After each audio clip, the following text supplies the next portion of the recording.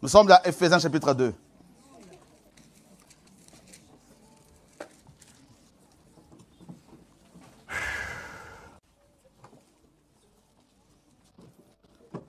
À partir du verset 1er.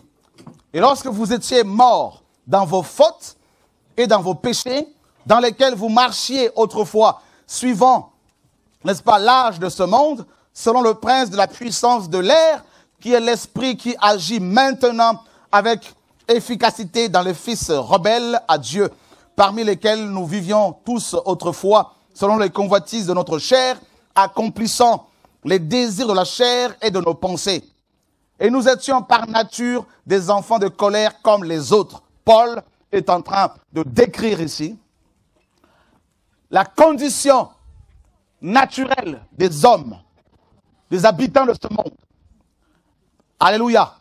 Paul dit, nous étions. Paul dit que les hommes, tous les hommes, par nature, ils sont ennemis de Dieu. Rebelles à Dieu. Rebelles. Voilà pourquoi beaucoup de gens, quand vous leur parlez du Seigneur, ils vont dire non, non, non, non, nous on ne croit pas en Dieu. Même beaucoup de chrétiens, la rébellion, c'est quelque chose qui est ancré en chacun de nous. La rébellion. Paul dit, on suivait. Ici, il parle aux chrétiens, mais il parle au passé. Il dit, on suivait à l'époque. N'est-ce pas? On marchait selon l'âge de ce monde, c'est-à-dire selon le fonctionnement de ce monde, selon le système organisé, le système babylonien précisément. Paul dit, nous étions ennemis de Dieu. Ennemis de Dieu. Tous les hommes, naturellement, l'homme est un pécheur. Vous savez, l'homme est pécheur, né pécheur. Tous ont péché, tous, à cause d'Adam et Ève. Et qu'est-ce que Paul dit? Il parle de la puissance de l'air. De celui qui a la puissance de l'air, c'est-à-dire le diable, Lucifer. Et Paul nous fait comprendre ici que ce Lucifer, ça on le sait déjà grâce au Seigneur, par rapport à grâce aux Écritures, que c'est Lucifer, c'est le diable en personne, le Baphomet, Satan, le diable, qui a organisé, qui a mis en place le système de ce monde. Et dans lequel, malheureusement, se retrouve la chrétienté actuelle. Comme vous le savez, avant même la mort du dernier apôtre, c'est-à-dire Jean, l'Église, beaucoup des chrétiens de cette époque déjà, s'étaient complètement paganisés, éloignés des Écritures. Et quand Jean est mort, eh bien, il n'y avait plus un apôtre.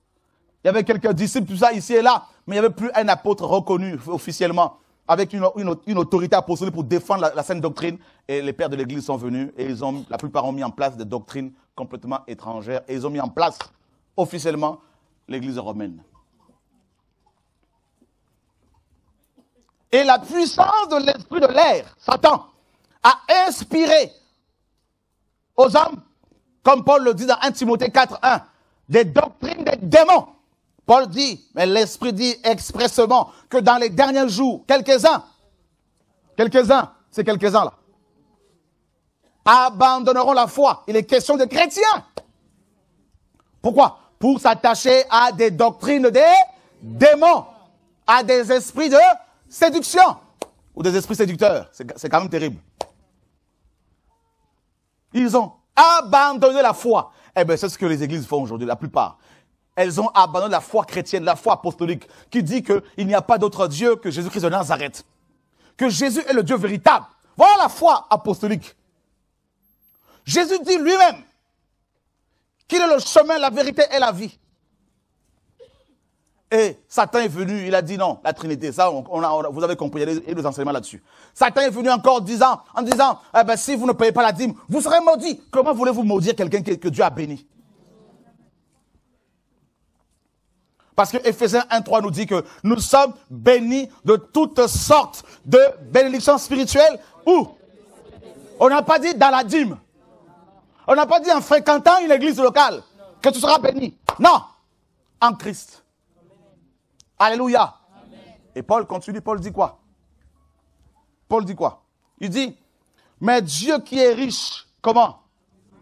Ah, Dieu qui est riche en miséricorde. On ne parle pas de cette richesse-là. On nous présente un Dieu milliardaire en dollars.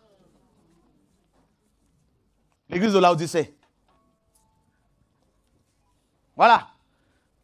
Des chrétiens croient que Dieu est devenu une loterie. Voilà. Une loterie. Tu donnes 100, tu vas avoir 1000. Oh Seigneur. Dieu qui est riche en miséricorde, qu'est-ce qu'il a fait? À cause de sa grande charité dont il nous a aimés, Dieu a tant aimé le monde. Lorsque nous étions morts dans nos offenses, morts spirituels, bah oui, des cadavres. Des cadavres. Morts à cause du péché, la jalousie, la convoitise, la masturbation, la sorcellerie, le racisme, le tribalisme. Mort à cause de ce péché. Dieu qui est riche en miséricorde, qu'est-ce qu'il a fait, mes amis? Il nous a vivifiés ensemble avec Christ. Ça veut dire quoi vivifier? Il nous a rendu la vie. Ben oui, c'est ça. Mais il faut que tu sois conscient de cela. Il faut que tu sois conscient que tu n'es plus mort. Les morts, quand on est mort, on ne voit pas, on n'entend pas. Hein? Mais quand on est en vie, là, ben, on voit, on entend. Et Dieu nous a vus. C'est-à-dire nous sommes capables, grâce au Seigneur, de reconnaître la voix du Maître. C'est-à-dire un enfant de Dieu vivifié par le Seigneur, s'il est dans une assemblée où il y a la mort, il ne va pas, mes amis, tarder à le savoir. Amen. Et on va le traiter de rebelle. Non, tu n'es pas rebelle. C'est parce que tu es vivant. Parce que tu as été ressuscité. Et parce que tu entends, tu vois, tu discernes. Vous n'avez pas besoin. Je vois des chrétiens qui vont essuyer les chaussures comme ce monsieur-là, un voyou. Celui-là, quand le système va changer, quand la présence va changer au Congo, là, Dieu va permettre à ce qu'on y aille là-bas, là, parmi les gens qui vont être arrêtés, là, celui-là, là, il va faire de la prison. Vous voulez que je parle encore? Amen. Vous voulez que je parle encore, frère? Amen. Aux Antilles, n'en parlons pas. Aux Antilles, au moins, là-bas, il y a un peu de loi. Ils font de la prison, ces pasteurs là-bas. Là. Vous voulez que je parle? Amen. Alléluia! Amen. Dis à ton voisin, il parle. Dis à ton voisin, il dit tout. Dis à ton voisin, il balance tout.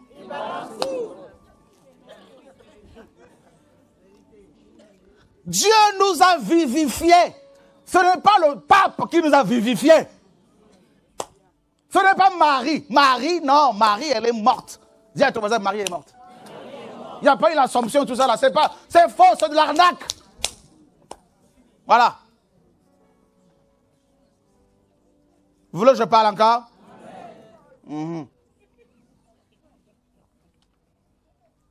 Oh Dieu, non, il n'a pas peur celui-là. Là. Il nous a vivifiés avec Christ. Oh Seigneur. C'est par grâce que vous êtes sauvés. On n'a pas dit qu'il faut donner une offrande pour être sauvé.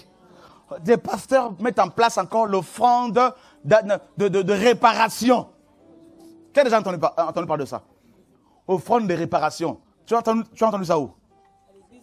À l'église où tu étais avant. Tu vas nous dire un peu cette église-là. C'est quelle église? À moins que tu ne veuilles pas en parler. En fait, à l'époque, quand je me suis mise dans cette église, je marchais avec le Seigneur quand je suis arrivé en France. Pendant 2 ans, je cherchais où aller. Mais le premier jour où j'ai mis les pieds dans cette église, j'ai écouté par la voix du Saint-Esprit. Il y a de cela 12 ans en avant, en fait. Il y avait la présence de Dieu. Mais après, à un moment donné, ils se sont mélangés, en fait. Donc, ils commençaient déjà à faire n'importe quoi. Et quand moi, je recevais de la part du Seigneur, j'allais dire au pasteur, il disait que ce n'est pas de Dieu, donc il ne voulait plus me donner le micro. Il disait que tout le monde sauf elle. Donc c'est lui qui enseignait sur l'offrande de réparation. Il y a la réparation, il y avait du prophète aussi. Mais réparer quoi? Parce que ma vie, ta vie, nos vies ont été réparées par le Seigneur Jésus-Christ de Nazareth. Amen. Alléluia. Amen. La plus grande offrande a déjà été faite. C'est l'offrande du corps de Christ, de Jésus-Christ. Alléluia. Heureusement que le Seigneur t'a ouvert les yeux. Qui d'autre a entendu parler de l'offrande de réparation là? Ma soeur, tu as levé la main hein, tout à l'heure. Tu n'as pas levé la main tout à l'heure? Oh non, tu ne veux pas être exposé. Ok. Il y a encore la panique là. Là. Alléluia! Ma soeur, qu'est-ce que tu as vécu? Toi, on t'a mis du VIX, hein? Dis-nous un peu là. Moi, c'était parce que l'offrande de réparation, en fait, elle nous passait des enveloppes. Elle nous demandait de prier à la maison avec, je me rappelle, une toute petite Bible qu'on mettait dans l'eau. Et après, on devait se laver avec cette eau-là.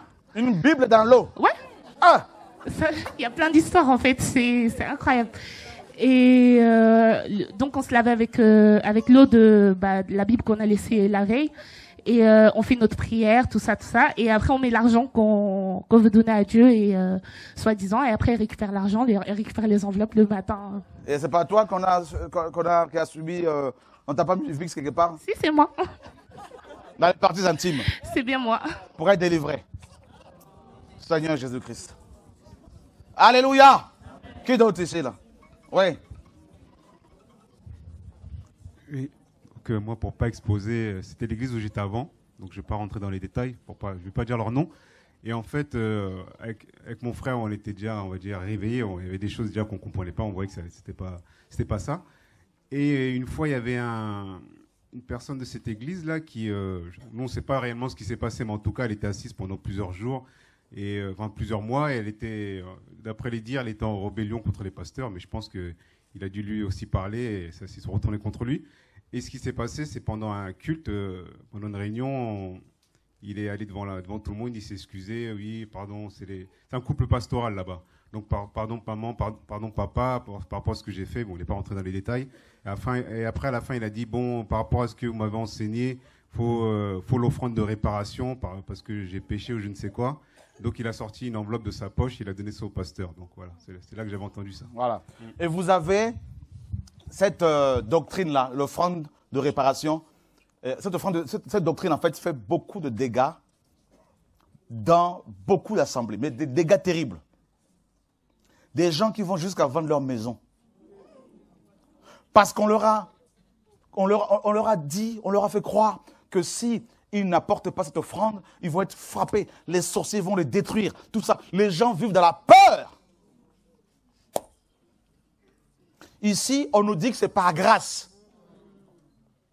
C'est par grâce.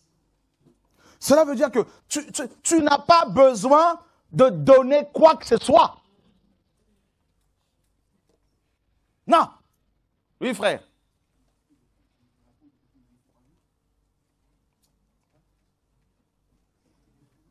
Viens. Tu découvres? Toi, tu as payé une offrande de réparation?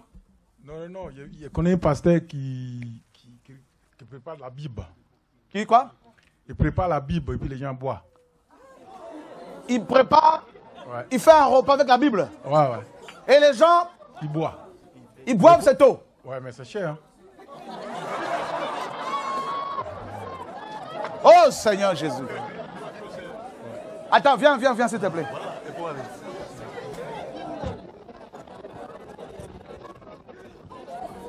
Il faut qu'il y ait un réveil, une prise de conscience.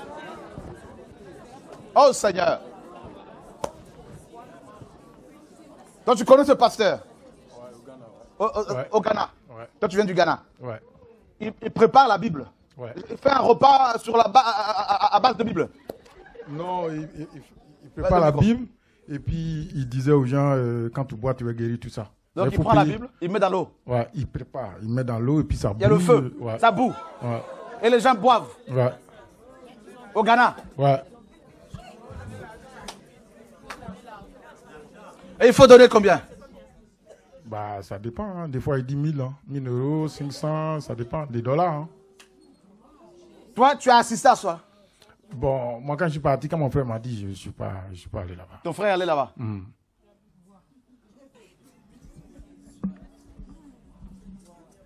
Oh Seigneur, oh Seigneur. Mais où sont les églises du Seigneur? Ma soeur, bonjour. Bonjour à tous. Bonjour. Donc, je tenais à témoigner parce que quand je me suis convertie, j'ai été dans une église, donc le centre d'accueil universel à Stalingrad. Donc, il y a plusieurs centres d'accueil. Et du coup, ce qui m'avait frappé, c'est qu'ils font souvent ce qu'on appelle la campagne d'Israël. Donc, il faut sacrifier tout ce qu'on peut pour pouvoir être béni. Donc, on met nos demandes de prière dans une enveloppe. Il y a tous les évêques qui vont sur le mont Sinaï, comme c'est là qu'il y a Jésus. Donc, du coup... selon eux? Oui, selon eux. Et donc, du coup, pendant ce temps-là, on est en jeûne et en prière. Et puis, à la dernière soirée, donc, il y a une visioconférence où on voit les évêques qui brûlent les demandes de prière sur le mont Sinaï, etc. Et donc, il y a des gens qui sacrifient tout leur salaire du mois, tout ce qu'ils ont pour pouvoir être bénis. Ça peut être le mariage, etc. Mais c'est vrai que moi, le message que j'aimerais faire passer au travers de ça, c'est que la parole de Dieu nous dit « Cherchez premièrement le royaume des cieux et sa justice, et tout le reste vous sera donné par-dessus. » Donc, c'est-à-dire que si nous cherchons Jésus, nous serons pas, on va pas se laisser berner par ce genre de stupidité. Parce que c'est parce qu'on cherche d'abord les choses de ce monde qu'on peut nous avoir avec ça. Effectivement. Donc, que Dieu vous bénisse. Gloire à Dieu. On acclame le Seigneur, mes amis, pour l'intervention de la sœur et des frères et sœurs. L'objectif de tous ces réunions, c'est quoi? D'abord, élever le Seigneur. Et deuxièmement, amener les gens à se réveiller, à prendre conscience, hein, qu'ils comprennent, qu'ils réalisent qu'ils sont arnaqués, qu'ils sont volés, qu'ils n'ont pas besoin de toutes ces doctrines-là pour être bénis. Vous vous rendez compte, frères et sœurs? Mais il n'y a pas que des pasteurs brésiliens ou congolais, africains. Il y a aussi des pasteurs même en Europe ici. J'en connais.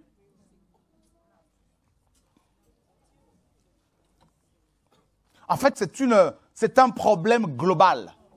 Les apôtres ont annoncé qu'avant le retour du Seigneur, il y allait avoir l'apostasie. Et on est en plein dedans. Mais complètement. Jérémie, quand il a prophétisé en son temps, il a proclamé dans Jérémie 7 en disant « La vérité a disparu ». Ésaïe, pareil, en son temps, il a dit « La vérité a disparu ». Aujourd'hui, nous avons des pasteurs divorcés et remariés. Divorcé est un pasteur, remarié est un pasteur, qui dirige des assemblées. Frère, moi je vous dis, je ne mange pas votre sauce. Vous êtes libre. Vous voulez faire votre vie, arrêtez le ministère, faites votre vie. Il y a l'enfer.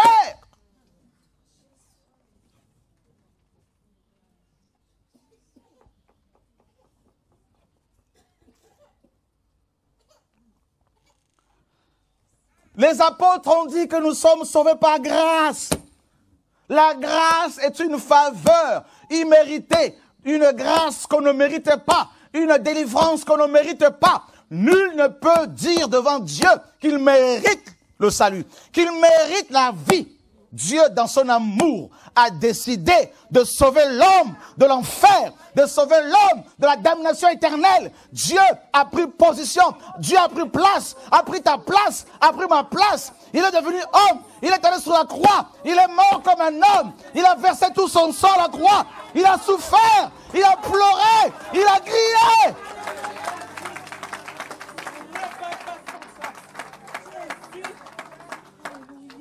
Il a assez souffert, le Seigneur. Il a versé tout son sang à la croix. Il a été flagellé. On a mis une couronne d'épines sur sa tête. Les épines se sont enfoncées dans son crâne à cause de nous.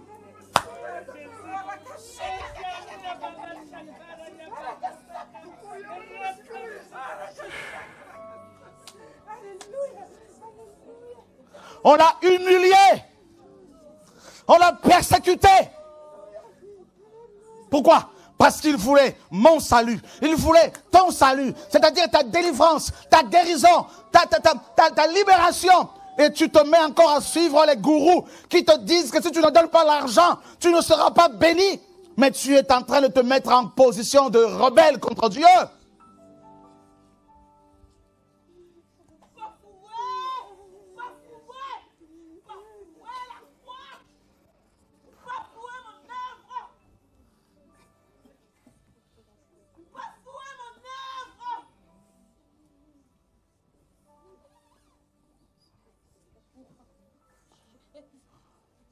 l'œuvre de la croix est foulée aux pieds.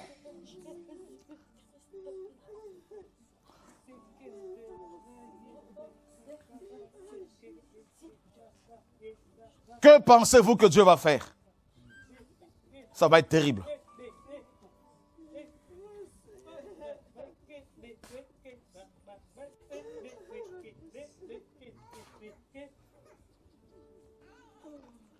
Les Écritures nous disent dans Psaume 49, un homme ne peut pas racheter son frère. Le rachat de leur âme est trop coûteux. Et qu'est-ce que Dieu va faire pour nous sauver? Eh bien, il a dit aux anges, il a dit au monde entier, je viens, je descends. Dieu a quitté sa gloire pour toi.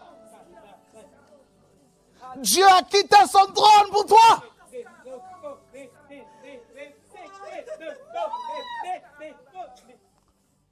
Quelle souffrance! 33 ans de souffrance, Jésus de Nazareth. Il n'y a personne qui peut souffrir autant pour te sauver pour toi. Personne.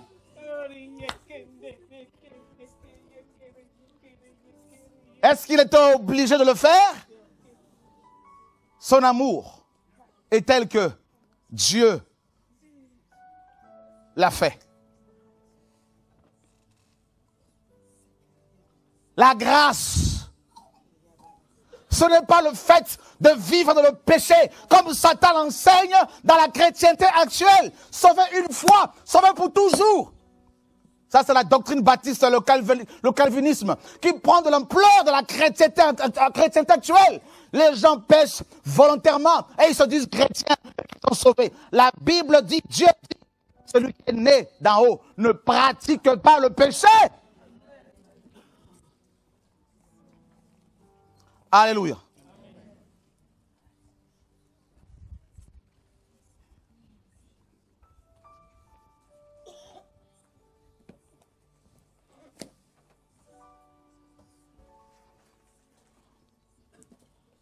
Cette génération est perdue.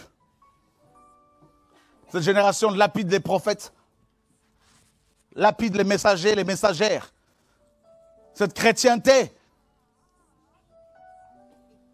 dirigée par des démons, des sorciers, se dirige droit en enfer.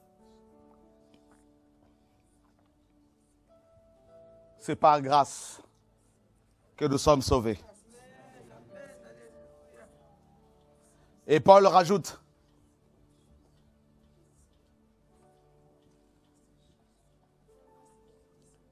oh Seigneur, et il nous a ressuscités ensemble et nous a fait asseoir ensemble dans les lieux célestes en Jésus-Christ, afin qu'il montre dans les siècles à venir les immenses richesses de sa grâce par sa bonté envers nous en Jésus-Christ.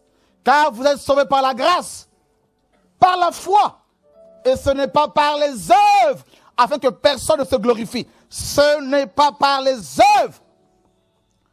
Oh, que les riches pleurent. Votre richesse est pourrie.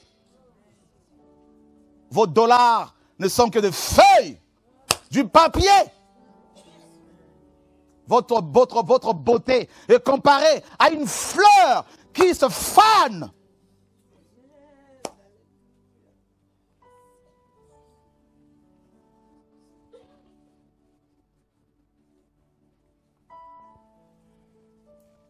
Ce n'est pas par les œuvres. Dieu n'a pas besoin de ton argent. Dieu n'a pas besoin de ton portefeuille. Dieu n'a pas besoin de ton or. Tout l'or de la terre lui appartient. Il n'a pas besoin de ta portion d'or.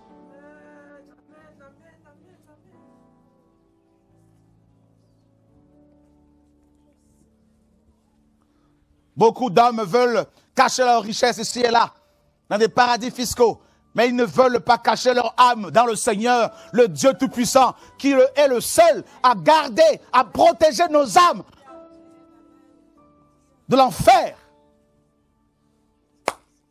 Ils ont mis en place des banques pour garantir la sécurité de notre argent. Mais ils ne veulent pas mettre leur vie entre les mains de celui qui gère les nations, le monde, l'univers. Un petit virus de rien de tout vous emporte. Voilà l'homme. Tu mets ta confiance dans un homme, il va te violer, coucher avec toi, il va te tromper. Dans une femme, elle peut te dire aujourd'hui qu'elle t'aime, demain elle te lâche. Elle te lâche. Voilà l'homme. Tu mets confiance en quelqu'un, la personne meurt. Et sa promesse s'en va avec. La promesse que la personne t'a faite. Vous voulez arrêter la prière parce que vous n'avez pas l'argent, parce que vous n'avez pas de femme, de mari. C'est cela l'évangile? Vous vous êtes convertis pour avoir l'argent, pour avoir le mariage? Laissez-moi vous dire, revoyez votre conversion. Revoyez votre conversion. Vous n'êtes plus basé sur la foi, sur la croix. Dieu n'est pas obligé de vous donner le mariage. Il n'est pas obligé.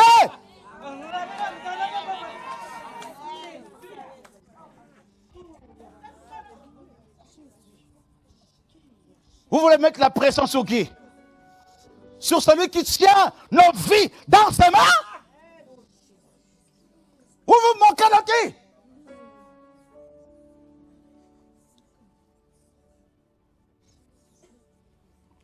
Vous avez vu Étienne lapidé?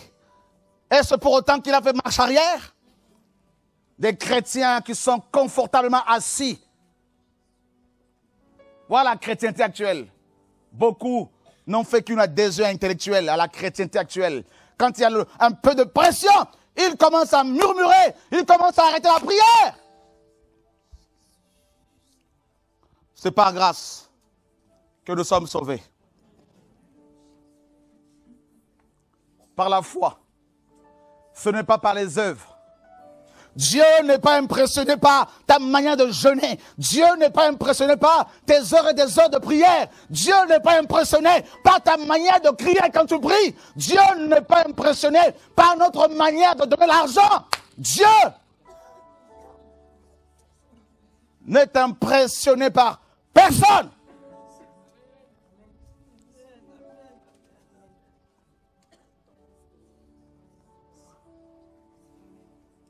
N'oubliez pas que Dieu est souverain. N'oubliez pas qu'il fait ce qu'il veut. Notre Dieu est au ciel et il fait tout ce qu'il veut. Et non tout ce que toi tu veux. Tu pries, Dieu ne répond pas. Il n'est pas obligé. Il est Dieu.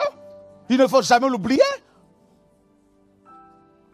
On doit trembler dans sa présence.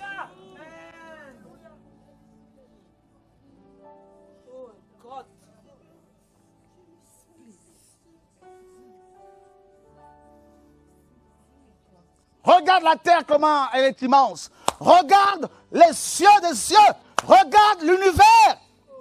Et celui qui a créé tout ça tient tout ça dans sa main droite.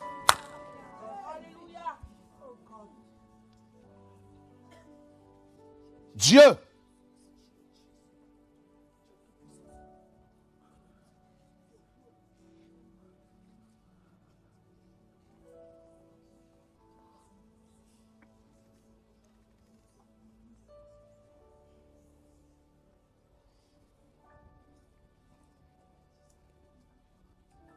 Il y a eu des chrétiens, pendant qu'on les brûlait vifs à cause de leur foi, on leur a demandé s'ils voulaient faire marche arrière, ils ont dit non.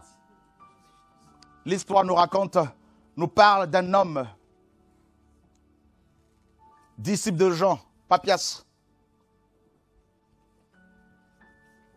Oh Seigneur, on le brûlait vif. C'est un vieillard. L'empereur romain lui dit, tu ne veux pas faire marche arrière? Il dit, pendant 60 ans, je servis ce Dieu, il ne m'a jamais déçu. Et tu veux qu'aujourd'hui, maintenant que je sois à la fin de ma vie, que je fasse marche arrière? Beaucoup de chrétiens murmurent contre Dieu. Nous sommes comme ça, les hommes. On veut faire marche arrière parce qu'on n'a pas telle chose, parce qu'on n'a pas le travail, parce qu'on n'a pas la maison, parce qu'on n'a pas la voiture, parce qu'on n'a pas ci, parce qu'on n'a pas ça, parce qu'on n'a pas ci, parce qu'on n'a pas ça. On commence à maudire Dieu, on commence à murmurer, à se rebeller contre Dieu. Les œuvres, c'est par la grâce. Tout est grâce. Si tu respires, c'est la grâce de Dieu. Si tu marches encore debout, c'est la grâce de Dieu. Il y a des gens qui ont fait des AVC, qui ne marchent plus aujourd'hui. C'est la grâce de Dieu.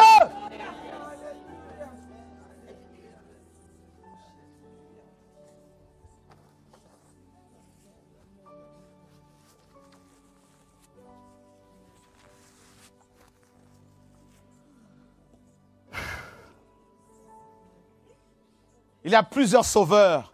Ces pasteurs qui viennent comme des sauveurs, qui viennent pour vous proposer des solutions.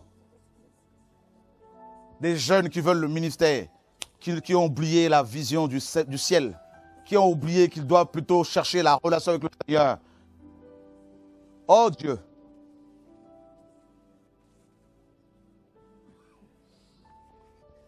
La grâce. Le message de la grâce est falsifié. Jude a dit, la grâce de Dieu, salutaire à tous les hommes, nous enseigne à renoncer à l'impiété. Voilà la grâce. Mais la grâce qu'on vous enseigne aujourd'hui, c'est quoi? Oui, nous sommes sauvés par la grâce. Oui, c'est vrai, alors vivons dans le péché parce que Dieu est amour, vous comprenez? Voilà l'humanisme. Voilà un message purement humain.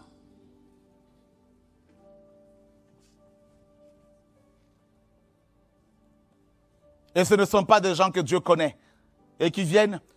Ce ne sont pas des gens qui sentent le danger de l'enfer parce que Dieu leur parle, Dieu leur a montré. Ils viennent et vous égarent avec des enseignements erronés.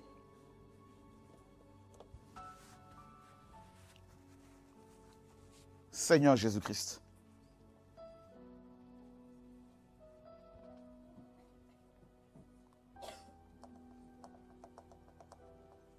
La foi a disparu.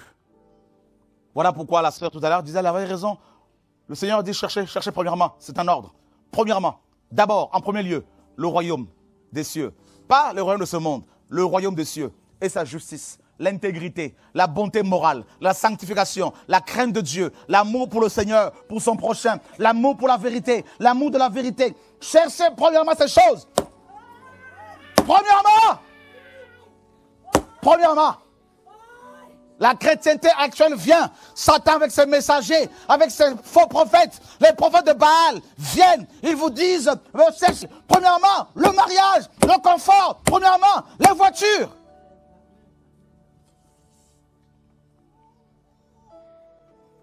À cause des soucis, le Seigneur a dit, beaucoup laissent étouffer, laissent la parole qu'ils ont reçue, elle s'étouffer.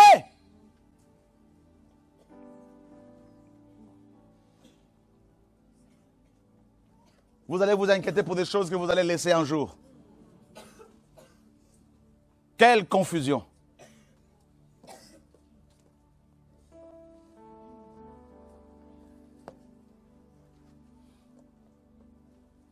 La croix, la repentance, la conversion, la sanctification, même des termes comme conversion, repentance, sont complètement retirés dans la plupart des Bibles actuelles.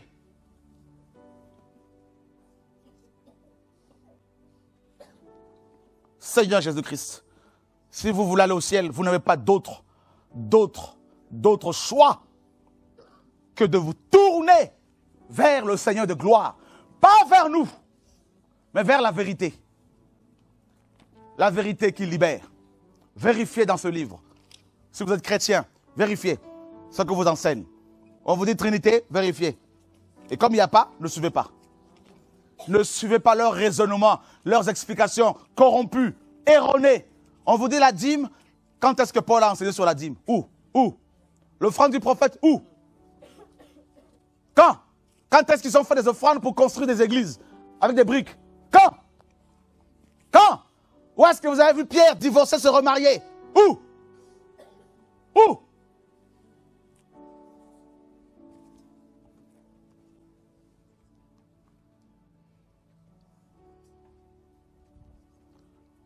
Seigneur Jésus-Christ. Paul dit, la colère de Dieu se révèle du ciel contre toute impiété et toute injustice des hommes qui retiennent injustement la vérité captive. Car ce qu'on peut connaître de Dieu leur a été manifesté. En effet, les perfections invisibles,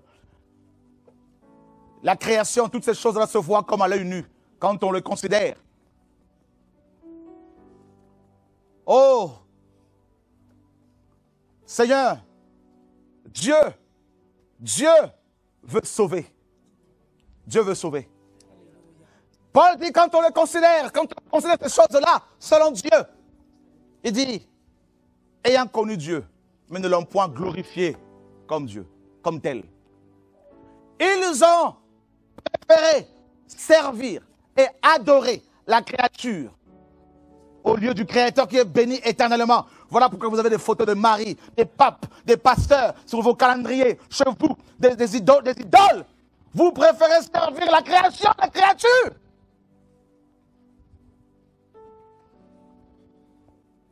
C'est pour cela que Dieu les a rejetés, livrés à leurs pensées impures. Eux qui ont changé la gloire de Dieu incorruptible en image représentant l'homme corruptible. Et c'est exactement ce qui se passe dans cette génération-là. Alors frères, sœurs, vous voulez être sauvés? Vous voulez être sauvés? Alors développez votre relation chez vous avec le Seigneur. Vous êtes mariés entre femmes, dans les couples, entre hommes et la femme, les enfants, priez ensemble. Beaucoup ne veulent pas du ciel. Du ciel. Vous voulez y aller? Alors commencez à prier véritablement. Revenez au Seigneur. Revenons au Seigneur. Revenons. Le salut par grâce. Il a tout accompli. Il a dit, tout est accompli. Le maître l'a dit, tout est accompli. Qu'est-ce que moi je peux faire encore pour vous sauver? Rien. Rien. Oh, église telle, église telle, église telle, église telle, église telle. Frères, sœurs, non. Prenez vos Bibles chez vous. Pliez vos genoux. Si vous ne le pouvez pas, faites-le avec votre cœur. Parlez à Dieu sincèrement. Invoquez le nom du Seigneur. Quiconque invoquera le nom du Seigneur sera sauvé. Dieu est esprit. Si vous le cherchez sincèrement, il va se révéler. Mais on est fatigué des chrétiens qui veulent quitter le Seigneur à cause des choses de ce monde. C'est fatigant. On n'est pas là pour vous condamner. Mais Dieu a tout accompli pour nous. Et abandonner Dieu pour les choses de ce monde, c'est donner raison à Satan. Honnêtement. Job avait tout perdu. Quand bien même sa femme va lui dire, maudit Dieu, hein, bénis Dieu, pardon, et meurt. Job a dit, jamais, jamais. Soyons ces hommes et ces femmes. Hein? Ces hommes et ces femmes capables de dire à l'ennemi qui les agresse, quoi qu'il arrive, je ne baisserai jamais les bras. Quoi qu'il arrive, je resterai avec Jésus-Christ de Nazareth. Alléluia. Quelle que soit la tentation, je ne ferai jamais marche arrière. Jamais. Jamais. Des hommes et des femmes déterminés. Quelles que soient les attaques, quels que soient les dires des hommes, quels que soient les propos des gens, quelle que soit la condamnation.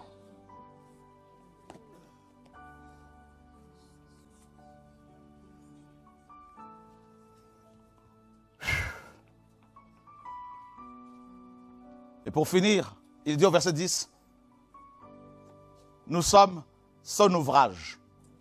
Waouh! Paul dit que nous, les chrétiens, nous sommes l'ouvrage de Dieu.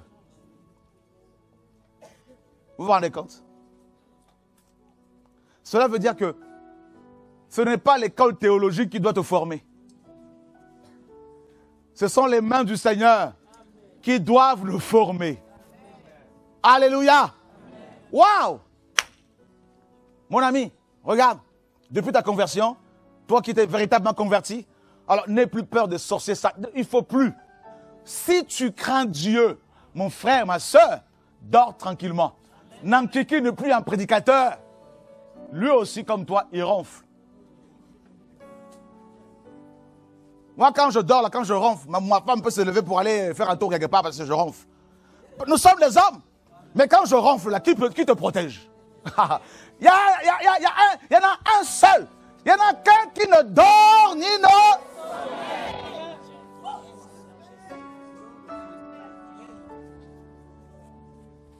Jésus. Je veux dire ici, ce ne sont pas tous ceux qui sont là qui sont de Dieu.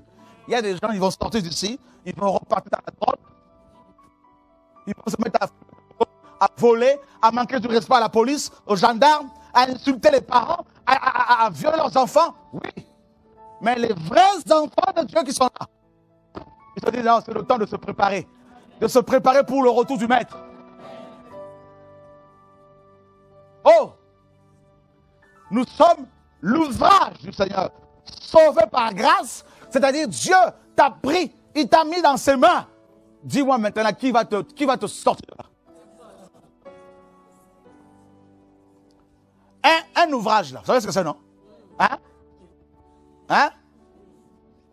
Une œuvre, un chef-d'œuvre, tout ça là. Dites-moi, est-ce que vous pouvez habiter une maison inachevée? Ah!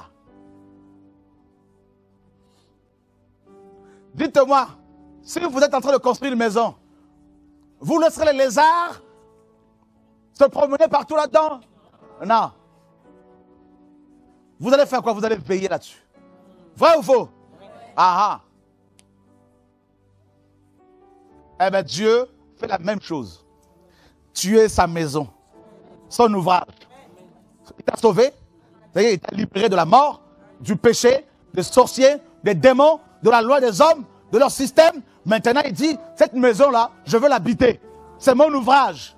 Donc, Dieu, en tant que potier, Dieu en tant qu'architecte, Dieu en tant que maçon, Dieu en tant qu'électricien, Dieu en tant que frère bâtisseur, il est en train de te bâtir. Oh, Jesus. Je veux dire à quelqu'un, tu sais pourquoi tu pleures? Tu sais pourquoi tu souffres? Tu sais pourquoi tu n'es pas compris? Parce que tu es l'ouvrage de Dieu. Dieu n'a pas fini son œuvre. Oh, alléluia. En tant que bâtisseur, Dieu se sert des hommes qui sont proches de toi pour te combattre. Dieu permet à ce que tes proches te rejettent. Dieu permet à ce que les démons t'attaquent. Dieu permet les épreuves. Pourquoi? Il t'a sauvé par grâce. Oh, alléluia. Oh, alléluia. Oh, Seigneur. Tu ne comprends pas, Seigneur. Tu ne comprends pas. Tu te dis, pourquoi, Seigneur, je te crains? Je veux, tout le temps, je suis dans les hôpitaux. Non, ma soeur, je vais te dire une chose. Regarde, tu aurais pu mourir depuis, non? Mais tu ne meurs toujours pas. Tu ne comprends pas que tu es évangéliste, mon frère. Dans cet hôpital-là, Dieu permet ta maladie, là. Alléluia. Parce que tu dois évangéliser. Alléluia. Toutes choses concourent. Toutes choses. Oh, Dieu parle à quelqu'un ici. Oh, Dieu parle à quelqu'un ici.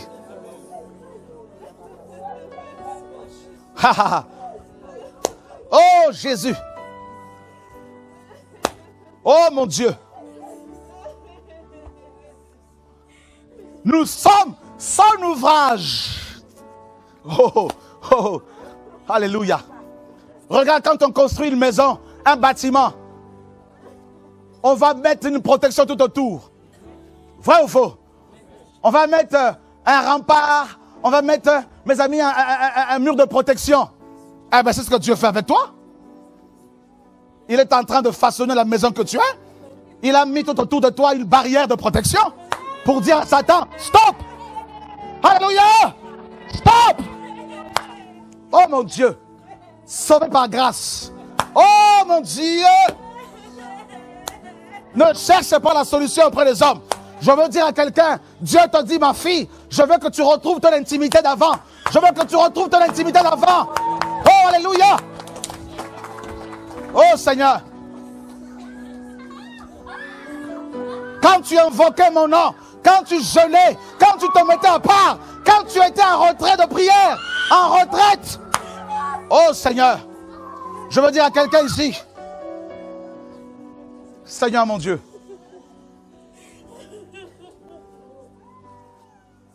nous sommes son ouvrage. Je veux dire à quelqu'un, quand Dieu bâtit une maison, qui peut lui dire arrête de construire? Qui peut l'interrompre? Ni la mort, ni la maladie, ni les démons, ni les anges, ni personne ne peut nous séparer de l'amour de Dieu. Alléluia. Personne ne peut te séparer de l'amour de Dieu. Je veux dire à quelqu'un, ne cours plus après les hommes. Laisse Chora, laisse les prophètes de Dieu, laisse les apôtres, laisse les enfants de Dieu se reposer. Toi là, Dieu dit, toi que je façonne là, toi mon fils que je façonne. Jesus Christ. Tu sais pourquoi il t'a mis dans cette famille-là? Il a fait exprès, le Seigneur. Alléluia. Oh, je veux dire à quelqu'un ici. Voilà, c'est ton message. C'est ton message. Quelqu'un attendait ce message-là. Pourquoi ma famille? Pourquoi cette famille? Dieu l'a fait exprès. Parce que tu es son ouvrage. Par toi, Dieu va bâtir cette famille-là. Par la grâce, Dieu va sauver ta famille. Par la grâce. Jesus. Oh, alléluia. Pourquoi ce pays? Pourquoi je suis né comme ça? Dieu l'a fait exprès. Béni Dieu. Oh, alléluia. Tout est grâce. Tout est grâce. Oh, alléluia. Jesus. Dieu ne se trompe jamais. Tu n'es pas le produit d'un accident. Tu n'as, oh, alléluia. Même si ton père t'a eu autrement, même si tu as été d'enfant bâtard, les enfants bâtards sont sauvés par grâce. Tout est grâce. Alléluia. Oh, alléluia. Alléluia. Je veux dire à quelqu'un aujourd'hui. Jesus Christ. Oh Seigneur. Nous sommes son ouvrage. Et je veux dire à quelqu'un, vous savez, tout ouvrage est destiné à quelque chose. Ouais, tu vois, non? Une maison, c'est pour être habité. Une voiture, c'est pour être utilisée. Hein, vous voyez? Alléluia. Les chaussures pour qu'on les porte. Tout ouvrage, tu as une fonction. Tu n'es pas un chômeur dans le royaume de Dieu. Tu as une fonction que Dieu t'a donnée. Il est temps maintenant que tu comprennes cela, que tu réalises que tu n'es pas venu sur terre par hasard, que Dieu attend de toi quelque chose. Tu dois faire quelque chose. Tant que la chose n'est pas finie, tu ne mourras pas. Voilà pourquoi Dieu dit, il faut que tu te sanctifies, que tu me craignes, parce que j'ai une mission pour toi. Jesus. Oh, alléluia. Oh, alléluia. Oh, alléluia. Tu as fait des erreurs hier. Si tu es enfant de Dieu, c'est normal. Ne te condamne pas. Dieu ne te condamne pas. Maintenant, il faut que tu arrêtes arrête de te lamenter. L'heure est arrivée pour toi de te regarder vers l'avant. L'heure est venue pour toi maintenant, ma fille, mon fils, de te lever devant mon trône et de regarder devant toi. Car Dieu marche devant toi. Garde le silence. Yahweh combattra pour toi. Garde le silence. Yahweh est là. Alléluia. Pour ta fille qui ne veut pas se convertir véritablement, ma fille, Dieu dit je veux la changer, je veux la toucher. Mais toi là, tu es son ouvrage, mon ouvrage. Mon ouvrage. Voilà pourquoi tu as souffert comme ça. Voilà pourquoi tu souffres comme cela. Voilà pourquoi tu pleures comme ça depuis des années. Tu dis, je ne comprends pas. Je parle, je prie comme si Dieu ne m'entend pas. Je me sanctifie comme si je ne vois rien. Mais tu es son ouvrage. Tu es son ouvrage. Ayant été créé en Jésus-Christ. Non dans une école théologique. Non dans un institut biblique. Créé en Yeshua. Pourquoi? Pour les bonnes œuvres, mon Dieu. Pour les bonnes œuvres. Les bonnes œuvres que Dieu a préparées d'avance afin que nous marchions dedans. Frères, sœurs, alléluia. Nous ne sommes pas sauvés par les œuvres, mais nous sommes sauvés pour pratiquer les œuvres que Dieu lui-même a préparées. Quelles sont ces œuvres-là? La proclamation de l'évangile, pour que les âmes se convertissent. Quelles sont ces œuvres-là? Prier pour les malades, pour que Dieu les guérisse. Quelles sont ces œuvres-là? Chasser les démons au nom de Yeshua. Quelles sont ces œuvres-là? Alléluia. C'est dire, tu peux même parler à la pluie. Pluie, arrête-toi. Oh, alléluia. Oh, alléluia. Oh, alléluia. Au nom de Jésus, tu peux dire la malédiction familiale. À partir d'aujourd'hui maintenant, je dis stop. Au nom de Jésus. Alléluia. Quelles sont ces œuvres-là? Tu peux dire aujourd'hui, le péché, je ne veux plus de toi. Je marche sur toi au nom de Jésus de Nazareth. Jesus. Bah oui, par la foi. La foi. Dieu restaure la foi de quelqu'un ici. Tu vas retrouver ta foi d'avant, la foi que tu avais. Tu pouvais te lever dans ta famille et prier et les choses se manifestaient. À cause des épreuves, à cause de la pression, tu as baissé la garde, tu as baissé dans la prière. Dieu dit aujourd'hui, je te restaure, je te restaure, je te ressuscite encore. La puissance de la résurrection vient te réveiller.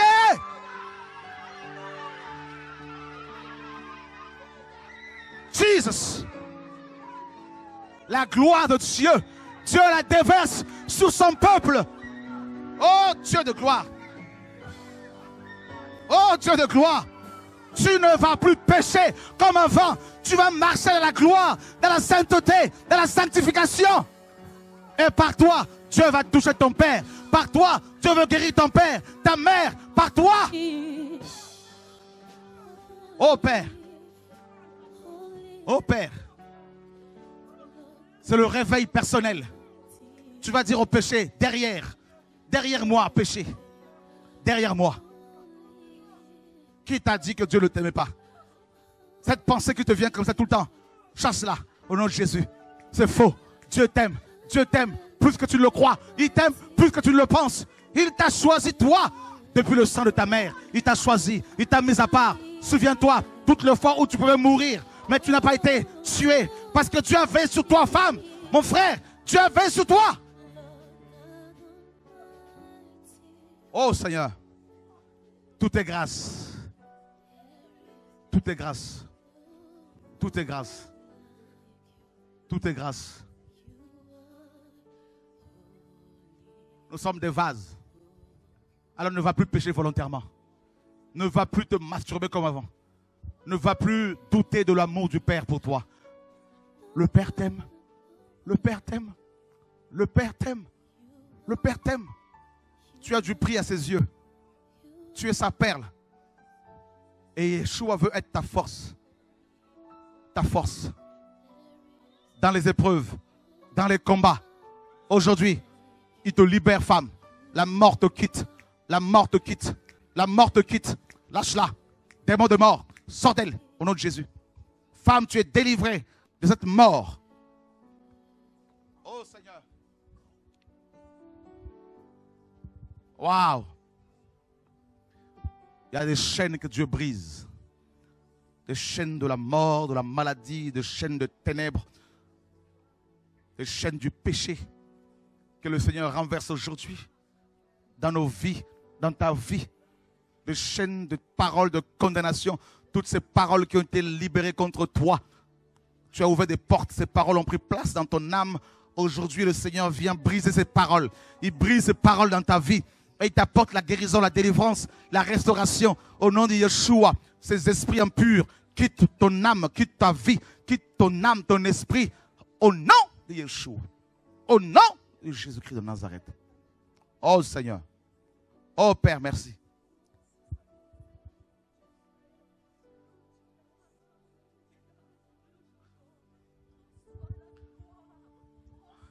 Alors marche par la foi désormais. Marche par la foi. Oh Dieu t'aime. Le Seigneur essuie tes larmes. Le Seigneur connaît ton cœur. Le Seigneur entend tes prières. Et le Seigneur va exaucer tes prières par rapport à ta vie, par rapport à ta famille. Le Seigneur va apporter la délivrance dans ta famille. Il va apporter la guérison dans ta famille. Il me dit, fortifie-toi ma fille. Je te connais. Je t'aime plus que tu ne le penses, plus que tu ne le crois. Dieu t'aime. Oh frère, le Seigneur t'a choisi. Le Seigneur te dit, il te restaure. Le Seigneur t'apporte la guérison spirituelle, la guérison physique. Le Seigneur te dit, je te guéris aujourd'hui, là, je te guéris. Et tu vas te lever encore comme Michée pour parler de la part du Seigneur, pour témoigner de sa grandeur au nom de Yeshua, notre Seigneur. Alléluia, Seigneur, merci pour ta grâce. Oh Dieu. Qui veut abandonner la sorcellerie? Qui veut abandonner la sorcellerie? Si tu es là, tu peux lever ta main et nous allons prier pour toi. Le Seigneur veut sauver. Il veut sauver. Il veut guérir. Qui veut prendre son baptême?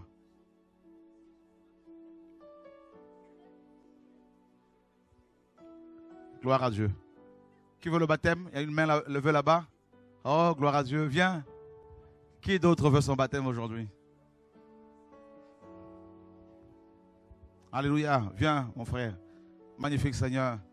Qui d'autre encore? Le Seigneur veut vous sauver. C'est le temps, c'est le jour, c'est l'heure. Gloire à Dieu. Oh, mais c'est ta vie là. Waouh, ça c'est magnifique. C'est une belle décision qu'elle a prise aujourd'hui là. Oh, c'est beau. Waouh. Ah ben tu vois ça? Mon frère Francis et Belinda, ma soeur. Tu veux suivre le Seigneur? Oui, Tu as quel âge? 8 ans. Ah ben tu as largement l'âge. Hein. Waouh, c'est beau ça. Toi aussi? Oh, c'est magnifique ça. Oh, c'est beau. Tu as quel âge? 8 ans. 8 ans aussi. Magnifique Seigneur. Oh, c'est beau. Seigneur, que ces enfants soient bénis, Seigneur. Et mon frère aussi, ça va? Tu veux suivre le Seigneur? Oui. Gloire à Dieu. Gloire à Dieu. Waouh. Ben, on va suivre Julien. Ah, il y en a une autre aussi qui vient, non? Ah non, ça va. Ah non, c'est pour transmettre un message. Mon frère Julien, tu peux les amener. Hein? Suivez le frère Julien pour le baptême. Oh, tu peux assister hein, si tu veux. Amen. C'est un grand jour hein, quand même. Hein? On a vu cet enfant naître, tout ça, et puis hop, c'est beau de voir les enfants se tourner vers le Seigneur.